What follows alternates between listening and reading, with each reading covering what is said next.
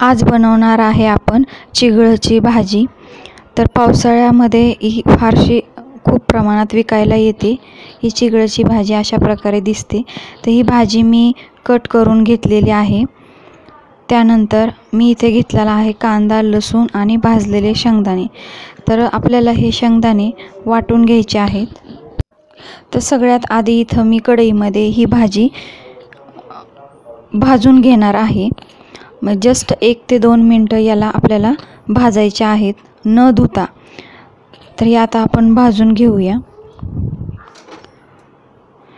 तर हे बघा, जस्ट 1 ते 2 मिनिटं आपल्याला ही भाजी सगळ्या साइडनी भाजून घ्यायची आहे। आता ही भाजी आपली भाजून झालेली आहे। तर हिला आपल्याला स्वच्छ पाण्याने धुवून घ्यायची आहे। त्यासाठी मी ही भाजी या भांड्यामध्ये पाणी घेतलेले आहे, त्यामध्ये काढून घेते। ही भाजी पाण्यात टाकल्यानंतर हिला स्वच्छ धुवून घट्ट पिळून घ्यायची आहे। म्हणजे ह्याच्यामध्ये पाणी बिलकुल ठेवायचं नाही। आता हे शेंगदाणे मी वाटून घेते। हे वाटून झालेले आहेत शेंगदाणे आपले। त्यानंतर इथं कढईमध्ये तेल गरम करायला ठेवले होते। तर त्यामध्ये तो लसूण टाकूया। तर लसूण लाल झाल्यानंतर त्यामध्ये आपल्याला कट केलेला कांदा टाकायचा आहे। तर हा कट केलेला कांदा हा लाल होईपर्यंत ठेवायचा आहे। तर कांदा लाल झालेला आहे।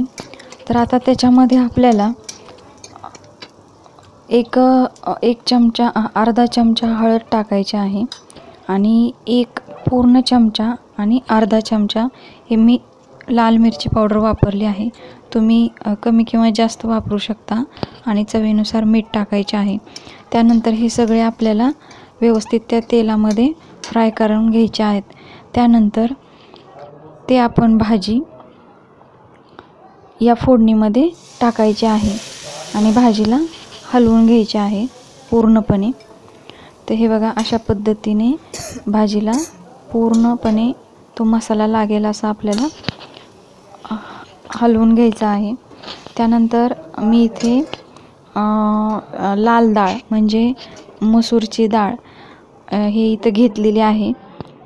तर ही लाल डाळ याच्यामध्ये टाकायची आणि जे आपण शेंगदाण्याचं कूट केलेलं होतं तेही कूट याच्यामध्ये प्रमाणामध्ये टाकायचं। तुम्ही कमी किंवा जास्त टाकू शकता।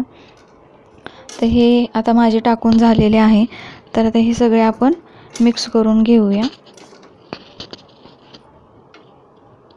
हे बघा, आता मिक्स झालेले आहे। तर याच्यामध्ये आपल्याला पाणी वगैरे वापरायचे नाही।